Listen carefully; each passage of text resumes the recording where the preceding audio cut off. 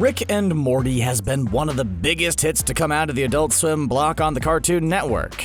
With a stunning 70-episode order, the dimension-skipping show has a long future. During the 3 seasons that have already aired, the central cast of the Smith family and the mad scientist grandpa Rick Sanchez has managed to get up to a lot of universe-bending adventures. With so many dimensions and timelines, it might be hard to keep track of everything that's happened. Making matters worse, Rick isn't exactly a reliable witness when it comes to the past. To help prepare everyone for the coming season, we're going to cover the complete timeline of Rick and Morty so far, including the origins of the show, what we know about the time before the show began, and where the show might end up in the seasons to come. Grab your portal gun and buckle up for a ride across the multiverse.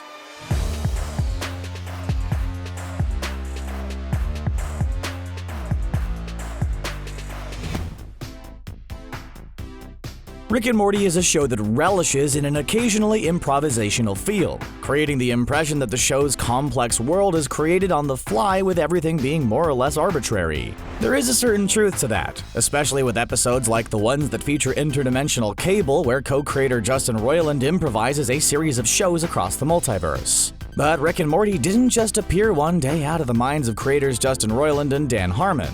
The wild and often free style of the show is rooted in where Roiland and Harmon met. Dan Harmon came to Los Angeles from Wisconsin with a friend he met doing comedy sports, Rob Schrab. Schrab had created a comic called Scud the Disposable Assassin that had been optioned by Oliver Stone, convincing the pair to move out to California. While the Scud movie never happened, the pair were able to pitch other shows, including the most expensive pilot ever made at the time, Heat Vision and Jack, produced by Ben Stiller. During that time, Rob Schrab had started a film festival for his friends based on the idea of pilots and ratings. With Dan Harmon, that informal festival evolved into Channel 101. The premise was that new shows would have pilots that would play with returning episodes of successful pilots, and then the audience would vote for which shows got to continue. Justin Roiland had been working as an associate producer on reality shows and looked to Channel 101 as a creative outlet. Most of Roiland's shows were irreverent with a reliance on shock value. One of those shows managed to gain a lot of perhaps the wrong attention. Roiland had created a show called House of Cosbys, a show that revolved around a fan of Bill Cosby creating several clones of the comedian. 4 episodes in, Dan Harmon received a cease and desist letter from Cosby's lawyers. While Harmon and Roiland thought they could legally continue with the show, personal developments led Roiland to stop. This led to Roiland creating what he originally called Back to the Future, the new official Universal Studios cartoon featuring the new Doc Brown and Marty McFly to troll studios. That eventually became The Real Adventures of Doc and Marty. Dan Harmon had gone on to create Community, which had run for 3 seasons before he was let go from his own show. After taking his podcast Harmontown on the road with a documentary crew while working on other pilot scripts, he was approached by Adult Swim to do a pilot. Harmon felt that the channel wasn't a good fit for his writing style, but he approached Roiland, who he thought worked better in Adult Swim's style. Roiland had already pitched a show to the programming block called Dog World, which Rick and Morty referenced in the 2nd episode of the 1st season. Roiland showed Harmon the Back to the Future parody, and he liked it. The two began working on the concept, removing the obvious copyright infringements. Both Harmon and Roiland had problems with procrastination, with Harmon spending much of his podcast tour talking about his difficulties finishing the pilot he was supposed to be working on. So Roiland convinced Harmon to stay in the empty Community office and finish the script that day. And with that, Rick and Morty was born. The world of Rick and Morty is a complicated one, and at its center is Rick Sanchez, who himself is one of many Rick Sanchez's across a nearly infinite universe of possibilities. The Rick Sanchez that Rick and Morty focuses on is from Earth C-137, who describes himself as the Rickest of Ricks. For him, that means that he eschews the rules and does whatever he wants. Despite his rule-defying ways and the reality-bending world that involves infinite dimensions, there have been some rules of the universe that the show has established over the course of 3 seasons. Rick Sanchez is, at least by his own assessment, the smartest man in the multiverse. While he invents amazing things regularly, sometimes several times an episode, the invention that drives the show is the portal gun. All Ricks across the multiverse have at one point or another created a portal gun that allows them to travel in space and across dimensions. While many of these dimensions are completely alien, some of them are similar with only marginal differences. meaning that there are not only multiple versions of Rick, there are also multiple versions of Morty and the rest of the Smith family.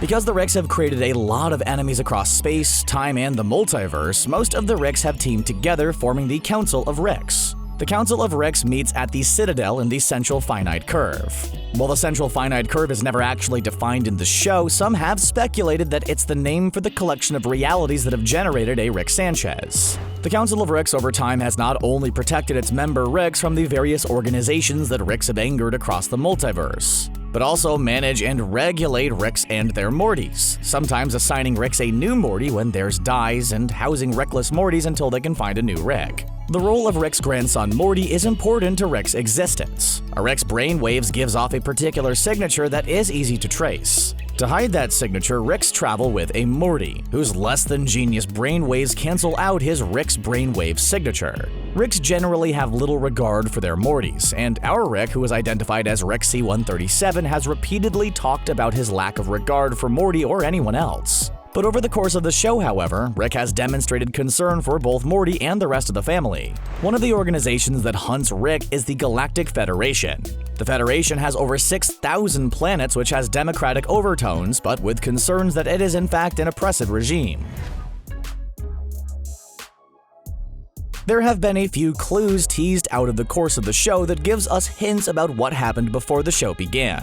The pilot takes place shortly after Rick Sanchez has returned to his daughter after vanishing suddenly years prior. His daughter Beth hooked up with Jerry Smith, becoming pregnant with Summer. After a flat tire on the way to a clinic, Jerry and Beth decide to get married, having Morty 3 years later. At some point in Beth's childhood, Rick created a reality called Froopy World because it turns out that Beth had a sociopathic streak. During that time, at least one and possibly more of her friends were trapped in Froopyland. There isn't much known about Beth's mother. It's suggested by characters' reactions to mentions of her that she died. Beth doesn't know why Rick left, and Rick rarely talks about it other than occasional mentions of taking part in a war against the Galactic Federation. Bird Person briefly refers to the time when they fought together against the Galactic Federation, who considers them terrorists. It's unclear if this is also the time that the Council of Ricks is formed, as Ricks across the multiverse all fought their own battles against their own galactic federations, or other enemies, or if the Council formed earlier. Or, in fact, if that is even a concept that applies in the Citadel. During a wedding speech, Rick refers to a marriage that he couldn't make work, presumably referring to his marriage to Beth's mom. Beth works her way through veterinary college, becoming a horse-heart surgeon. Jerry works in advertising. The format for Rick and Morty has been largely episodic, which means that each episode stands alone, with the ending more or less returning to the status quo with little changing. No matter what adventures Rick and Morty or the other Smiths get up to, no matter how close Beth and Jerry get to breaking up, Beth and Jerry end up staying together, no matter how disenchanted with his grandfather's adventures Morty ends up accompanying him on. There are episodes that do call back certain elements. To battle boredom at home, at one point, Rick hooks up an interdimensional cable box that allows them to view channels from across the multiverse. This happens a second time while the family waits for Jerry to get treated in a galactic hospital after being infected by something.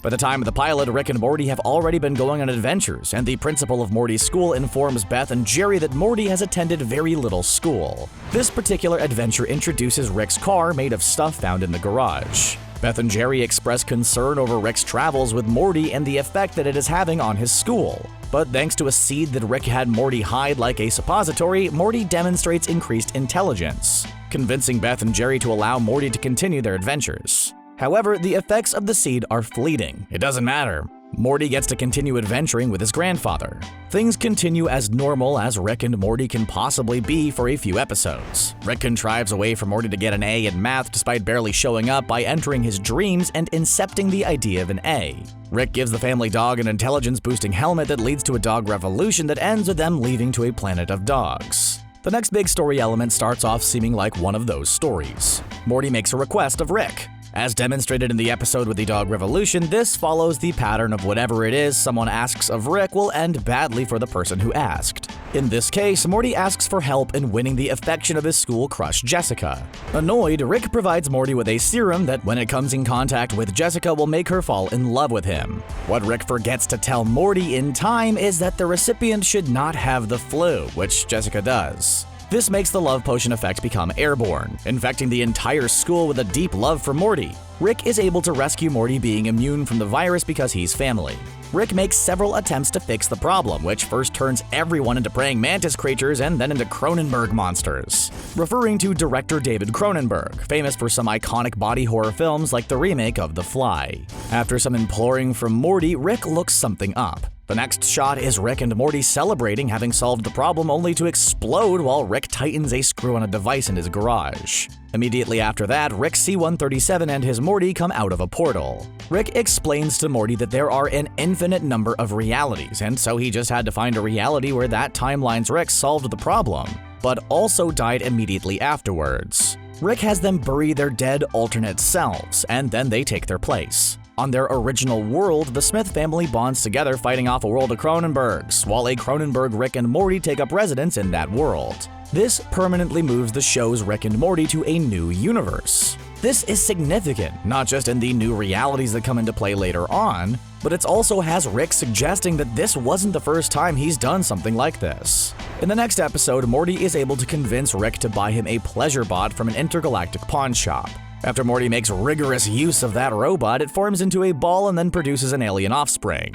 Rick and Summer follow the origins of the bot and find out it's from a Zardoz-themed planet where females rule and the males are feral beasts. Once Summer and Rick return, they try to kill Morty's offspring, who's grown to be a surly teenager because he's also a dangerous monster. Morty is able to protect his son, who goes off to live his own life. In The Stinger, he's being interviewed after writing a tell-all book about his abusive upbringing. As far as we know, he's still out there. This happens after Rick and Morty switch worlds, so it's not undone by that event. The multiple timelines make another appearance towards the end of the first season as an alternate Rick shows up and kills a different alternate Rick. This leads to a group of alternate Ricks showing up to arrest Rick C-137. They take both Rick and Morty to the Citadel where the Council of Ricks meets. The Council of Ricks accuses Rick C-137 of murdering Ricks, confirming it by checking the record of his portal gun, showing that Rick C-137 had been where all the killings had happened. Naturally, Rick C-137 objects and escapes. When examining his portal gun, he finds out that it's been hacked remotely and traces the hack back to its source.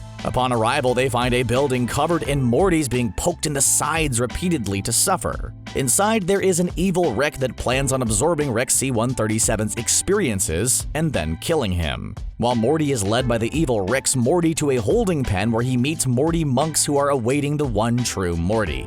Rick C-137 is able to defeat the evil Rick with the help of his Morty, leading a Morty prisoner revolt after the monk Mortys proclaim that he's the one true Morty. Rick C-137 leaves after alerting the Council of Ricks. During the cleanup, the Citadel Ricks discover that Evil Rick is a robot being controlled remotely, but they don't know where from. Joining the Rickless Mortys, Evil Morty removes his eye patch with its electronics inside, indicating that he was controlling the evil Rick bot. For most of the second season, it's back to one-off adventures with two notable exceptions. The first setting up the second. The first thing is Rick and Summer throwing simultaneous parties while Beth and Jerry go on a Titanic-themed ride. Along with Summer's high school friends, Rick's friends are in attendance, including Gearhead and Birdperson, two of the people who fought with him against the Galactic Alliance. Birdperson reveals to Morty that Rick's catchphrase, "Wubba-lubba-dub-dub," translates into "I am in great pain, please help me." During the party, Summer's friend Tammy hooks up with Birdperson, and the two leave the party together. There is an episode that may or may not have a lasting effect in the middle of the season. It's the result of Jerry stowing away on the spaceship, forcing Rick to drop Jerry off at the Jerry Baree while Rick and Morty have a regular Rick and Morty adventure. At the end of the episode, when they collect their Jerry, another Rick and Morty show up and ask for their Jerry number, but Morty only has a Blips and Chits ticket. They switch Jerrys and leave. When gigantic heads show up in the sky, Rick is forced to travel to the White House and convince the president that the heads are there as talent scouts for an intergalactic songwriting competition. Since the Grammys were destroyed by an earthquake that resulted with the giant head approaching the Earth, it's up to Rick and Morty to save the world with new hip-hop songs. This establishes a relationship between Rick and Morty and the president. The relationship with the president comes back around later. Rick also runs into Gearhead, who tries to betray Rick while pointing out that he lives on a planet of gear people and his name isn't Gearhead. It's Revolio Clockberg Jr. Birdperson returns at the end of the season with a wedding invitation between him and Tammy. While Rick plans to avoid the wedding, a bit of confusion results in Jerry being whisked away to the wedding. At the wedding, a slightly tipsy bird person reveals to an oblivious Beth that many of the guests at his wedding are wanted by the Galactic Federation as terrorists, including Rick. During the wedding toast, Tammy reveals that she's an agent of the Galactic Federation and attempts to arrest all the guests, but Rick escapes with the Smith family.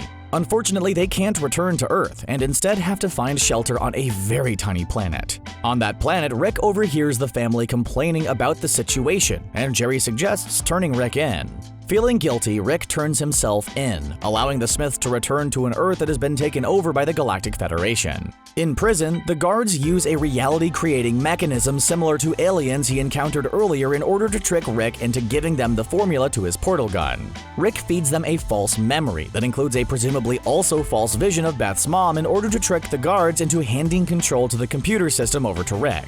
He uses that power to take over the Gromflemite that was in the dream with him, and then eventually moves to another Rick from SEAL Team Rick that has shown up to kill the captive Rick. Rick, our Rick C-137, then escapes to the Citadel. After a complicated standoff with the last of the Council of Ricks, Rick teleports the Citadel to the Galactic Federation headquarters, forcing a big battle that ultimately destroys both forces. Back on Earth, there's one last thing on Rick's agenda. He's used his time connected to the mainframe to reduce the Galactic Federation currency to 0. This causes the Federation to leave Earth and allows Rick to return home. Rick and Morty are gearing up to explore Atlantis when they are visited by another Rick and Morty trying to raise money to rebuild the Citadel. Our Rick and Morty take a hard pass and continue on to Atlantis, while the episode shows what happens at the Citadel. There are a few intertwined stories that include a disgruntled Rick working in a cookie factory, a veteran Morty comp and his new Rick partner, some Mortys looking for a mythical place in the Citadel, and a Morty as a long-shot candidate in the Citadel's first presidential election. While the rest of them show what life has become at the Citadel since the battle, it's the presidential election that's the one with lasting effects. The Morty candidate isn't taken seriously by the other Rick candidates, or anyone else until he gives an impassioned speech during a debate. The candidate Morty fires his disbelieving campaign manager Morty, who is later slid information by a secret informant Rick, which leads to him trying to assassinate the candidate Morty, which is enough to push him over and win the election. During his first meeting with his cabinet, they try and tell him that they're the real power behind the Citadel, but the new Morty president has them killed as well as the campaign manager. As he floats off in space after being shot out of the airlock, floating pictures from his secret file reveal that President Morty is in fact Evil Morty from the first season. Meanwhile, back with the Smiths, Jerry has briefly tried dating, having a fling with an intergalactic bounty hunter who herself turns out was involved in her own rebound relationship.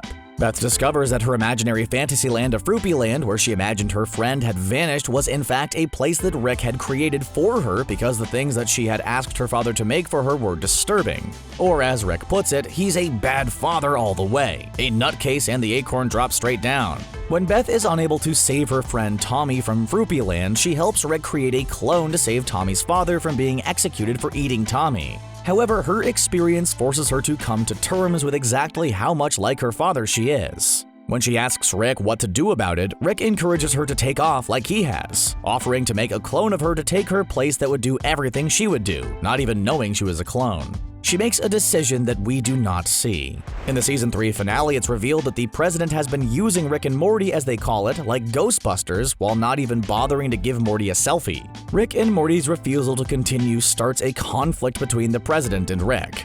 During this conflict, a content Beth starts to worry that she's actually a clone and that she chose to take Rick's offer. When she asks Rick, he comforts her, but then asks if she's really okay or just saying that because she knows that if she is a clone, that has become self-aware and he'd have to kill her, thus completely unnerving her again. This causes her to run to Jerry to confirm if she's a clone or not. Jerry recreates their first kiss, which convinces Jerry that she's real, but Beth that she's a clone, but loves Jerry. The president and Rick get into a knockdown, drag-out fight over Morty's selfie despite Morty having completely losing interest in it. During the fight, Morty steals the portal gun and rejoins his family. Morty helps his family flee and tells Rick that Beth thinks she's a clone and is in love with Jerry now, and they've hidden away. The president says that they can't coexist if Rick won't submit to the power of the president, and Rick agrees to leave if he can borrow the president's off-brand portal device. Rick uses that to portal to the location that the Smiths are hiding out at carrying a rifle. Beth confronts him convinced she's a clone and that this is where she belongs, only to have Rick tell her that she's real and Rick brought the gun to kill Jerry. Rick eventually resolves that Beth and Jerry will stay together and that he'll rejoin the family. meaning he has to pose as Fisherman Rick to the president to convince him that Rick C-137 is gone. The regular family unit is restored, with Beth giving the meta line that it will be more like Season 1 but streamlined. And those are the major events for the first 3 seasons. Over the course of 3 seasons, there have been more than a few parallel and alternate timelines and fan theories that have cropped up. The first and most obvious is the original reality that the show began and became infested with Cronenberg monsters. Rick C-137 abandoned that reality with his Morty, leaving Beth, Jerry, and Summer there to fend for themselves. Morty returns to that world with Summer to prove that Rick doesn't care about anyone or anything by showing her the family he left behind to fend for themselves after Rick C-137 messed up their world. The world has continued to exist, with the Smiths eating the Cronenberg creatures and destroying anything that has the smell of Rick on it, including the portal gun that Morty and Summer used to get there in the first place. This is what alerts the Council of Ricks that C-137 has been captured and prompts them to send in the team to rescue him. There's no indication what Cronenberg Rick and Cronenberg Morty have been doing in this reality, but given the Smiths' aversion to anything that has the stink of a Rick on it, chances are they are steering clear of the Smiths. In number 45 of the Rick and Morty comics, Morty explains the differences between the Cronenbergs that were created and the Cronenbergs of the Cronenberg reality. The ones created by Rick after he failed to fix the love potion infection are mindless beasts, and the ones of the Cronenberg reality are civilized. While there are infinite Ricks and therefore an infinite number of realities, the Cronenberg one that constitutes the show's first reality is the only one directly created by Rick C-137, and has a specific relationship to Rick C-137, though many timelines and realities hate Rick C-137, who considers himself the Rickest Rick. There are some fan theories that suggest there are more parallel realities that have been suggested by events in the show. One of those involves the switched Jerrys at the Jerry Jamboree. At the beginning of the episode, Rick and Morty can be seen getting a claim ticket for their Jerry with the number 5126. The rest of the episode, aside from glimpses of Jerry discovering the Jerry Baree, involves Morty objecting to Rick selling weapons to an assassin who Morty accidentally kills, freeing the assassin's target. The resulting confusion and escape causes multiple deaths and destruction, only to find out that the being that Morty saved was a higher being intent on destroying the universe they're in. At the end of their adventure, they claim they're Jerry, only to have another Rick and Morty to ask if they have Rick 5126, only for Morty to produce a Blitz and Chips ticket. The theory goes that the Rick and Morty that we watched for that episode was a different Rick and Morty than Rick C-137. For some, one of the linking clues is a set of green and pink rocks that Rick collects while saving Morty from the gas creature they called Fart. These rocks show up briefly in Total Recall, a few episodes later with Rick throwing them away before finding out that the family has been infested with parasites that create false memories. Most of the new characters are in fact parasites, except the one left at the end, Mr. Poopy Butthole. While Beth can't remember a single bad memory with the character, the sign that the character is a parasite sends they can only create pleasant memories. When he's shot, he's wounded and turns out to be real.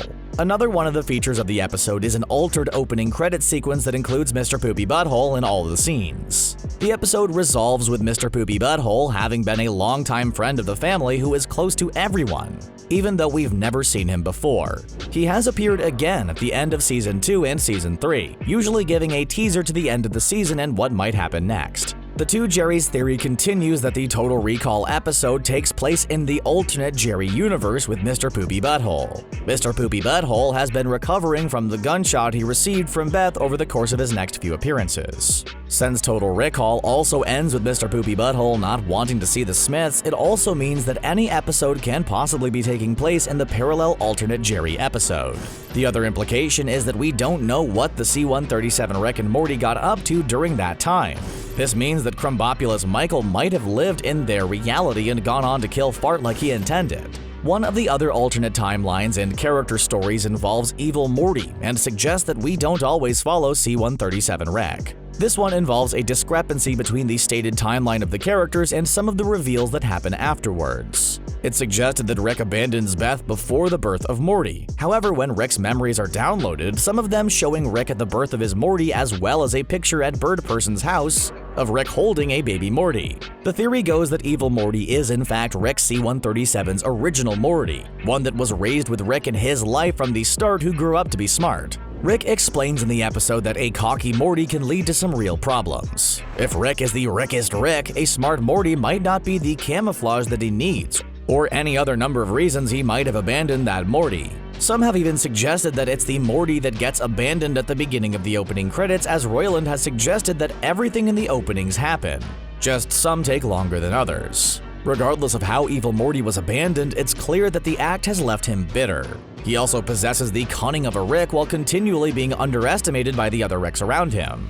This tendency is also demonstrated in the side story about the veteran Morty cop who trains the rookie Rick cop investigating a murder in Morty Town that houses all the Rickless Mortys. There's an even further theory that Evil Morty is Rick, or at least a Rick, but narratively it would make more sense to be at least associated with the show's Rick somehow. The idea goes that Rick or a Rick did a brain swap with a Morty in order to bring down the Council of Ricks without being detected, and that Doofus Rick or Tall Morty, a seeming throwaway character in the tales of the Citadel of a Rick in a Morty school.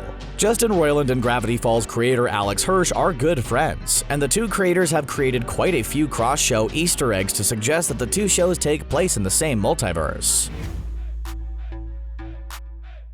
There are a few unresolved storylines and characters with either grudges or issues with Rick C-137 heading into the future that could play out in the next season or more. There's a Road Warrior timeline where Summer became romantically involved with one of the Warlord leaders until Rick informs them that a glowing rock they've been using as an idol is in fact a nearly unlimited source of power. While Summer, Morty, and Rick leave that world on relatively good terms for a change, that also means that it's a world that they could revisit. There's another world that Rick and Morty visited, however, that they didn't leave on the best of terms. To power Rick's spaceship, Rick created a rather complicated special battery that actually contains a microverse of people that he created, and then introduced electricity by way of stomp boxes. What they don't know is that most of the power generated goes to powering Rick's spaceship. Inside the battery, he finds out that one of the scientists has created an almost identical battery replacing the stomp boxes, which also results in Rick losing power on his battery. After a series of events that send them into the battery's battery and back again, Rick and Morty are able to re-emerge into their world where their battery works again. Rick explains that the scientist and his battery had to come to the conclusion that once Rick was out, he had two options: throw away a battery that didn't work anymore or return to the stomp boxes. The episode ends with the scientist sneering an ironic peace among worlds while giving Rick the bird. Ever since then, Rick's spaceship has been working without issue, and there's no indication that Rick has at any point replaced his battery. It's suggested that time moves differently in the battery, so there could be any number of ways the battery universe could end up as part of the show again. Or it could continue in its trapped existence of having to provide power for Rick's car in order to justify its continued existence. At the end of the Rick Shank redemption, in the aftermath of the destruction of the Galactic Federation, Tammy returns with a cybernetically enhanced bird person who now goes by Phoenix Person. The two are last seen flying off into the distance. During the Vindicators 3 episode, Rick goes on a drunken bender, single-handedly defeating the supervillain he was summoned to help fight, and in its place setting up a series of elaborate traps that all highlight Rick's nihilism. The traps end up killing most of the Vindicators, leaving only Supernova, who intends to bring Rick and Morty in, only to be thwarted by a giant party that blind drunk Rick arranged, forcing Supernova to let them go. Of course, these characters can all take a number as far as hating Rick C-137 goes, so it's unclear if they'll ever return. In that episode, Rick even points out that these relationships are fluid by noting that Gearhead is at the party after Gearhead tried to sell Rick out in an early episode, resulting in Rick placing his groin gears on his face. One of the bigger unresolved storylines is that of Beth's mom and Rick's ex-wife. All of the hints that have happened in the show have been the result of Rick manipulating people who are trying to probe his brain. How much of the real Mrs. Sanchez has been used to create that illusion is unknown. Roiland and Harmon in interviews have suggested that there simply isn't anything interesting about her, and that's why you don't hear about her. But this ill-defined territory could still become a backdrop to a future story, though even Beth only mentions that she blames Rick's abandonment on her and the suggestion that she died at some point. The one thing that has been hinted at coming back is Evil Morty. As we've already covered, Evil Morty is now in control of the Citadel and has purged most of his opposition. At the end of the episode, we get to see most of the changes he implements, including shutting down the Morty School and changing the Citadel police force. Morty stands in front of the window as the opposition floats into space and remarks that speeches are for campaigns, and now is the time for action. What that action might be is unknown, but Evil Morty is teased to be part of Season 4. Whether or not any of these come back, or if Evil Morty is a big part of Season 4 or just another single episode remains to be seen. The core of the show is to explore the infinite possibilities, meaning that they favor the more episodic stories. The show creators have stated that this is their preferred format, leaving the larger serial aspects of the show to be teased out as rewards for close viewers rather than a complex mythology that would confuse a more casual viewer. What detail did we miss that you think might become important in coming seasons? What theory or character is your favorite? Let us know in the comments, and while you're here, why not hit that subscribe button and send your inbox to an alternate dimension that gets the latest videos. And hey, thanks for watching.